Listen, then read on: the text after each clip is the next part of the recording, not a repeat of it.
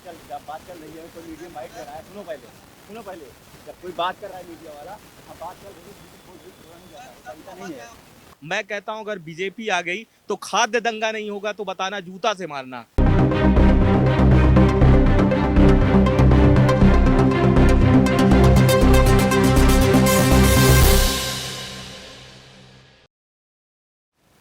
नमस्कार, आप देख रहे हैं और 24 न्यूज़। सिटीजन हाउसिंग प्रेजेंट जनता की आवाज़ में आपका स्वागत है।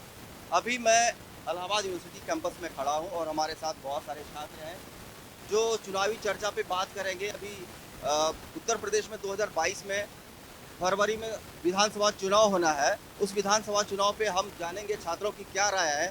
मेरा नाम उदय सिंह यादव है। ठीक है, आप बताइए तो 15 में 14 में बीजेपी का एक स्लोगन था, महंगाई भ्रष्टाचार से भालो बहना मैं भागने जा रही हूँ।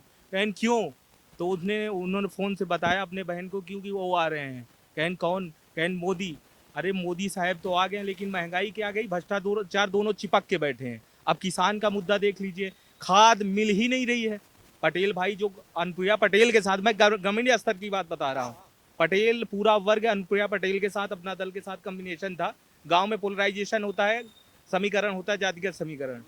तो उनसे जब पूछा गया, कहा भाई यानी कि मुझे ऐसी सरकार आज तक लाइफ में कभी हुई नहीं जिसमें खाद की इस तरह, पहले तो चोरी 40 से 50 से 40, फिर इसके बाद फिर खाद ही मिलना मुश्किल। बहुत से किसान ऐसे हैं कि आलू लाए, आलू रखी रह गई, बोए ही नहीं। इस तरह का इनकी कैटेगरी रही।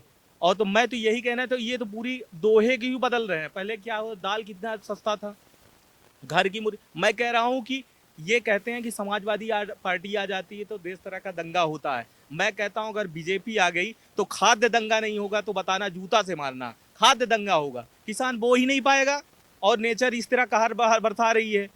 अगर ये बीजेपी आ गई तो मैं कह रहा हूँ खाद्य दंगा 100% श्योर है, ये लिख लीजिए।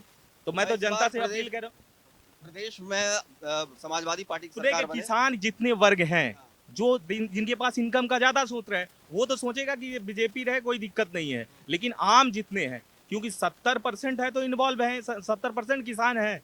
तो अगर कृषि के बारे में कोई नहीं सोचा, हमारे पहले जो नेता हुआ करते थे पंडित जवाहरलाल नेहरू द गंगा लिखे हैं, उसमें कहें अगर मैं मर जाऊं तो मेरा एक एक 100 किसान के खेतों में उपजाऊ के रूप में डिस्ट्रॉय। लेकिन आज की कोई नेता XYZ, लेकिन समाजवादी पार्टी जहां तक रही शुरू से अंत तक इसमें इन्वॉल्व रही, किसानों के साथ हमेशा खड़ी रही।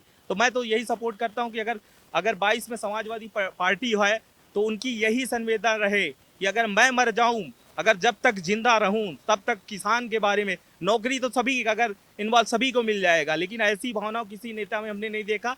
अगर देखा है तो सिर्फ अखिलेश यादव में, शुरू से अंत तक। अगर ये वही काम करते रहें तो मैं तो आशा करता हूं कि ऐसा जैसा नेता मैंने लाइफ में नहीं देखा। तो किसान के साथ तो पहले भी, अभी किसान आंदोलन में तो उनका साफ सपोर्ट में थे ही। अखिलेश जी देखें उनका, देखें अब अभी भैया बताए ना कि साजिश चल रही है कि जैसे अब देखो पहले हिंदू मुस्लिम का पोलराइजेशन हुआ, अब कहानी नहीं बन रहा तो परीक्षा लीकेज कराओ और वहां से भ्रम में फैलाओ कि भैया पहले जो होती थी सेटिंग चलती थी, काफी सेटिंग चलती थी और परीक्षा लीकेज हो जाती थी। अब देखो ये सरकार आई है और चीटिंग को तुरंत पकड़ रही है, जितने माफियों को पकड़ रही है। कहने का मतलब ये है, समझ रहे हैं कि नहीं, ताकि आदमी को पोलराइजेशन भ्रमित किया जाए कि तुम्हारे साथ ये सच्चाई पे है, अगली पार्टी बेईमानी पे थी। यानी कहने का मतलब उनका भैया का ये था। चलिए, आप तो जमीनी स्तर पे बहुत कुछ जानते हैं, राजनीति के बारे में भी बात करते हैं। मैं एक प्रश्न पूछ लेता हूँ आपसे। एक सुन लीजिए, आम आदमी आप एक मैसेज दीजिएगा। एक प्रश्न पूछ लेता हूँ आपसे, आम आदमी का क्या लगता है रुख आपको? आम आदमी देखो इनका एक प्रोसेस सुनिए, ग्रामीण स्तर पे इनका एक आया था, जैसे पशु ज्यादा संख्या में हो जाते थे खेती में, यानी चर लेते थे तो किसान को काफी शार्टेज यानी नुकसान होता था। उसके मुद्दे पे ये इन्होंने प्रधानपति के खाते में पैसा, अगर जैसे पशु को पालन के लिए किसान के धनपति भी दे, अगर ये असील किसान होते तो वही किसान के खाते में सीधे डालने का काम करते। वो किसान के नहीं, वो तो भ्रष्टाचार और बढ़ाओ, प्रधानपति को जोड़ो और लोग से लिंक जोड़ो और जिससे हमारा संगठन मजबूत हो। तो ये प्रोसेस इनका है। अगर ये असल में किसान हितैषी होते तो किसान के खाते में डालने का काम होते, उनके जानवर हैं उनको देने का काम करते, लेकिन नहीं, ये प्रोसेस अपनाना ही नहीं, हमें भ्रष्ट और इन्वॉल्व करना है। वही देखिए सर, उत्तर प्रदेश में अपराध बढ़ा है, भ्रष्टाचार बढ़ा है, महंगाई बढ़ी है और नौजवान जो बेरोजगारी बढ़ गई है। आप देख सकते हैं अभी डीजल पेट्रोल का दाम देखिए, सरसों का कड़ू का दाम देख लीजिए, छात्रों की छात्रवृत्ति नहीं मिल रही है। और उसके बाद अब आप महंगाई की तो बात कर ही रहा हूँ सर, आप बेरोजगारी का दर देख लीजिए।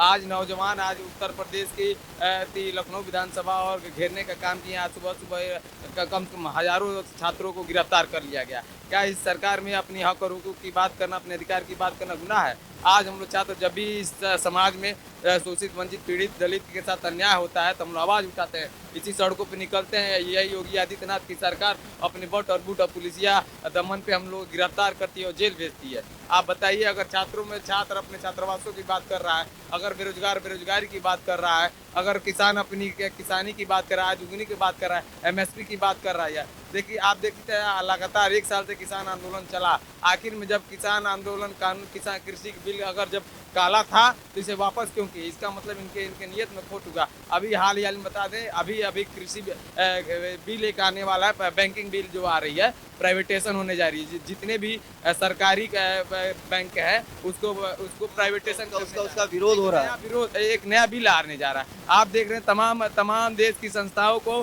पूंजीपतियों के हाथ में दोनों खुली हाथ से अपने दोनों पूंजीपतियों को उठा रहा है, अंबानी अडानी को बेचने का काम कर रहा है। आप देख सकते हैं प्राइवेटेशन हर क्षेत्र, जितनी भी सरकारी संस्थाएं हैं उसकी यह लड़ाई हम लोग के इसीलिए है कि सरकारी संस्थाएं बढ़ाए, दलितों और पिछड़ों को उसके हक और अधिकार, महिलाओं को सम्मान मिले, चाहे न्यायपालिका हो, चाहे कार्यपालिका हो, चाहे विधायिका हो।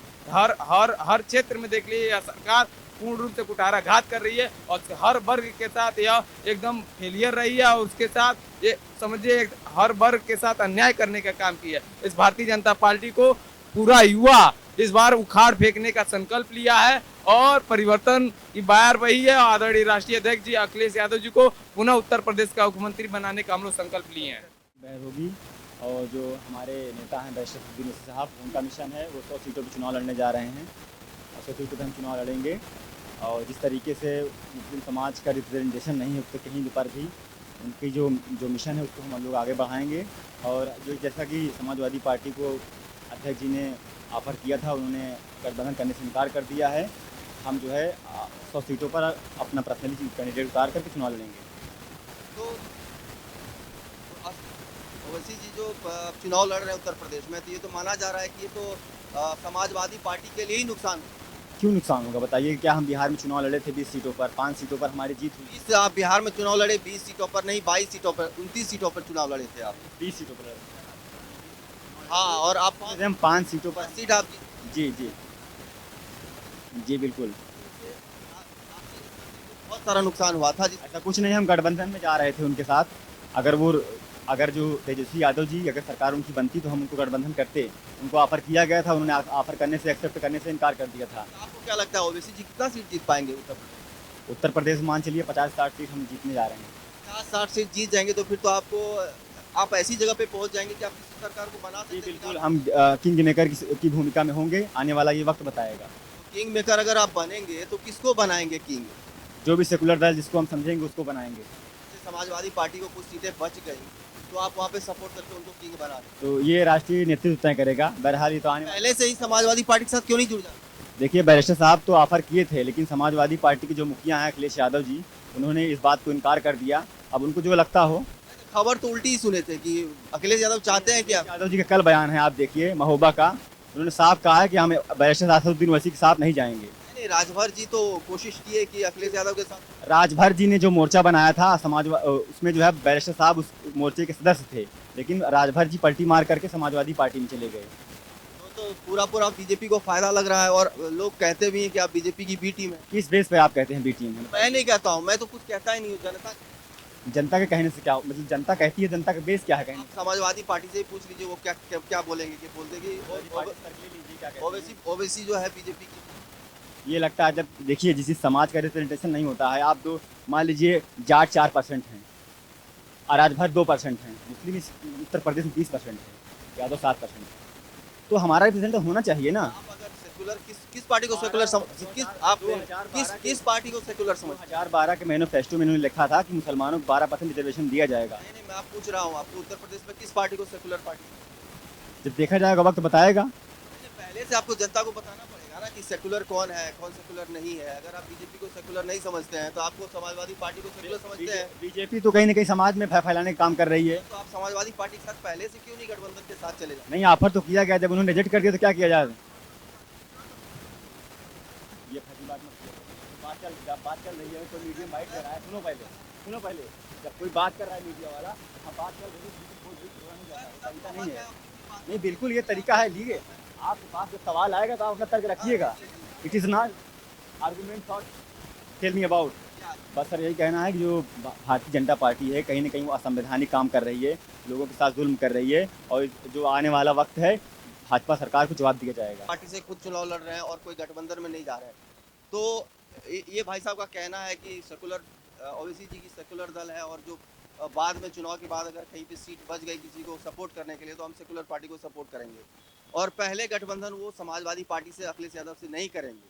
तो आप क्या कहना चाह रहे थे? नहीं, ये हमारे बड़े भाई हैं, पार्टी में अलग हैं, वो बात अलग है। लेकिन जो है, जो उत्तर प्रदेश की इतनी समय वर्तमान स्थिति है, ओवैसी साहब एक टैलेंटेड नेता हैं, एक पढ़े लिखे लीडर हैं। हम भी उनकी सम्मान करते हैं, उनकी रिस्पेक्ट करते हैं, और यहाँ एक एक व्यक्ति उनका सम्मान करता है। ठीक है, वो बहुत पढ़े लिखे लीडर हैं। लेकिन जो समय है, ठीक, वो उत्तर प्रदेश से और देश से भारतीय जनता पार्टी को अगर हटाना है तो उत्तर प्रदेश में मात्र एक ही विकल्प है, जिसको हम समाजवादी के नाम से जानते हैं।